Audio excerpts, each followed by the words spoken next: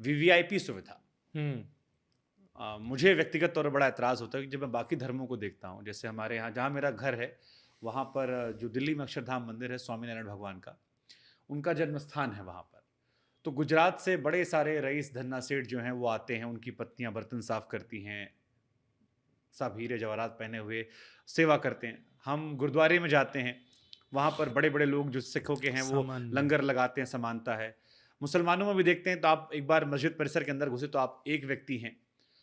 हमारे यहाँ पर बड़ा वीवीआईपी सिस्टम है। आप बांके बिहारी भी जाइए, आप इन्फ्लुएंशियल आदमी हैं, सब आप जगह साइड है। से सट से घुस के दर्शन करके आपको पंडित जी भी बुलाएँगे, "आगे आइए भैया, आपको अलग 4 प्रसाद, 2 लड्डू।" हनुमानगढ़ी भी जाएँगे तो आपको ढेर सारा प्रसाद, लड्डू, किसी भी मंदिर में जाएँगे।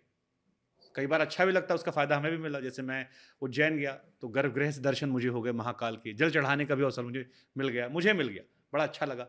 लेकिन जब एक भक्त के नज़रिए से मैंने सोचा, तो मुझे एहसास हुआ कि भगवान की नज़र में सब बराबर। कई ऐसे मंदिर हैं, जहाँ 10-10 हज़ार रुपए लिए आते हैं। तो ये वीवीआईपी सुविधा सिर्फ़ हमारे धर्म में जो है, ये हुँ। कितनी सही है और कितनी गलत, और इससे क्या भगवान का पुण्य मिलता होगा? देखिए, भगवान श्री कृष्ण महाभारत में जब पांडवों के यहाँ यज्ञ हुआ ना, तो यज्ञ में सबने सेवा बाँट ली। किसी ने भोजन की, किसी ने संतों के आगमन की, किसी ने दक्षिणा वितरण की, किसी ने सबको बैठाने की, सबका ध्यान रखने की।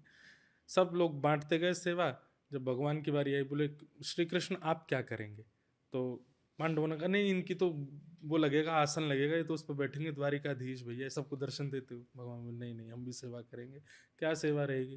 बोले, "जितने साधु महात्मा संत आएँगे, सबकी पादुका रखने की सेवा हमारी।" तो श्री कृष्ण बाहर द्वार पर रहे, जितने संत आते थे सबकी पादुकाएं संभाल करके उनको एक जगह स्टॉक कर। ये हमारे ठाकुर जी का स्वभाव है और हम बिल्कुल विपरीत हो गए। हम लोगों को ये रहता है कि हम जरा से श्रेष्ठ क्या हो गए कि हमको मान मिले, हमको सम्मान मिले। अभी मैं अयोध्या ही गया तो कई लोगों ने मुझसे ये पूछ लिया, जबकि दर्शन की विधा ऐसी थी कि मैं पूर्व निमंत्रित था वहाँ के कार्यक्रम में, लेकिन मैं नहीं जा पाया। तो मैंने केवल एक बार उनको संदेश दिया कि मैं 28 को आऊँगा। तो उन्होंने कहा, ठीक है, तो आपको जो निमंत्रित लोगों की जो व्यवस्था थी उससे दर्शन करा देंगे। मैंने कहा ठीक है। पर कई लोगों का मेरे पास इस बात पर बहुत प्रश्न हुआ, फ़ोन भी आए, कई लोगों ने बोले, आपको दर्शन कैसे हुए? वीवीआईपी का कोई वहाँ पे कोटा बता दो, कोई हमको फ़ोन नंबर दे दो, कैसे हुए? आपको कितने आगे से ले गए? कितनी देर में हो गए दर्शन? समय कितना लगा आपको? तो व्यक्ति को इस बात से प्रसन्नता नहीं कि मैंने दर्शन कर लिए, पर मैंने वीवीआईपी किए कि नहीं और किसने करा, इस बात से ज़्यादा।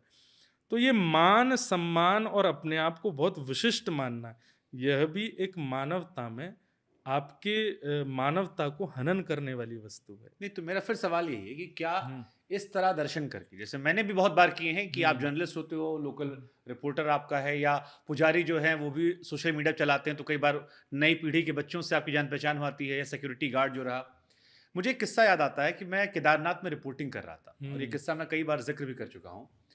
एक और लंबी लंबी कतार थी, माइनस में टेम्परेचर चला गया था, और एक लड़का नंगे पाँव मुझे मंदिर के बाहर खड़ा हुआ, और बिल्कुल ध्यान में एकदम खड़ा हुआ पूजा पाठ करता नजर आता, हाथों में कुछ प्रसाद उछाद ले रखा होगा। तो मैंने उससे के पास जाकर पूछा, मैंने कहा, यार इतनी ठंड है, मैंने ग्लव्स पहन रखा है और सब अलग अलग चीज़ें मंगाई थी ठंड से बचने के लिए, और तुम नंगे पैर खड़े हो, चप्पल कहाँ पर है? तो उसने कहा, चप्पल हमने नीचे ही उतारी थी। मैंने कहा, नीचे कहाँ पर? बोला, जहाँ होटल था हमारा। तो हुँ, मैंने कहा, किससे आए हो? उसने बोला, पैदल। तो मैंने हुँ, कहा, नंगे पैर पैदल आए हो? तो उसने कहा, हाँ। तो मैं बड़ा हैरान, क्योंकि हम ठंड में ठिठुर रहे थे। तो उसने मुझसे एक बात कही जो मैं भूल नहीं पाया। उसने कहा कि अगर मुझे केवल भगवान शिव के दर्शन करने होते, तो मैं घर पे कर लेता। मेरे घर के बगल में छोटे-छोटे मंदिर हैं, जहाँ पर जाता, शिवलिंग चढ़। मुझे केदारनाथ के दर्शन करने थे। हुँ, भगवान यहाँ तपस्या करने आए थे, और तपस्या के स्थान पर दर्शन, तो एक तपस्या के थ्रू मैं जाऊँगा। वाह! और मुझे बड़ी हैरानी भी हुई कि 22-24 साल का वो लड़का, उसकी सोच ने मेरे को थोड़ी देर सोचने पर विवश कर दिया कि बिल्कुल सही। ये भावना है। वास्तविक दर्शन, मैं ऐसे लोगों, ऐसे में क्या कहता हूँ, एक होता है कि लाखों लोग केदारनाथ जी को देखने गए, पर लाखों में केदारनाथ जी ने किसको देखा? दोनों में अंतर है। लाखों लोगों ने केदारनाथ जी को देखा, ये सामान्य बात है, पर लाखों में उनकी दृष्टि किस पर पड़ी, ये विशेष है।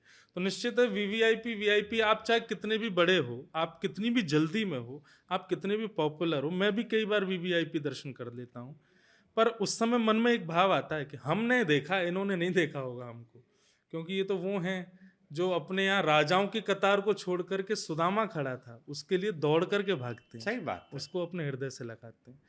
तो ठाकुर जी को देखना है तो आप वीवीआईपी जाओ, चाहते हो ठाकुर जी देखें तो सामान्य बन के जाओ। मुझे लगता है बहुत बड़ी बात हो रही है, हमारे तमाम दर्शक जो देख रहे होंगे उन्हें भी इतना ही करना होगा कि आप प्रभु को देखने जा रहे हैं या आप चाहते हैं कि प्रभु आपको देखें, और प्रभु आपको देखें तो उसलिए आपको उस तरह से जाना पड़ेगा। जी। लेकिन श्री कृष्ण जी को लेकर एक सवाल हमेशा मन में आता है, कितनी शादी कृष्ण जी की हुई थी? 16,108। ये सब शादी हुई थी? बिल्कुल निश्चित। अब ये कौन है ये सुन लीजिए हाँ। बस। 16,108 भगवान की अष्टपटरानियां, मतलब विशिष्ट, जिनसे ब्याह हुए थे ठाकुर जी के। तो पूरी कथा तो बहुत लंबी हो जाएगी, पर मैं एक बात बता दूं कि भगवान श्री कृष्ण ने 16,108 कन्याओं से ब्याह नहीं किया है। ये अपनी ही सृष्टि के 16,108 तत्वों से ब्याह किया।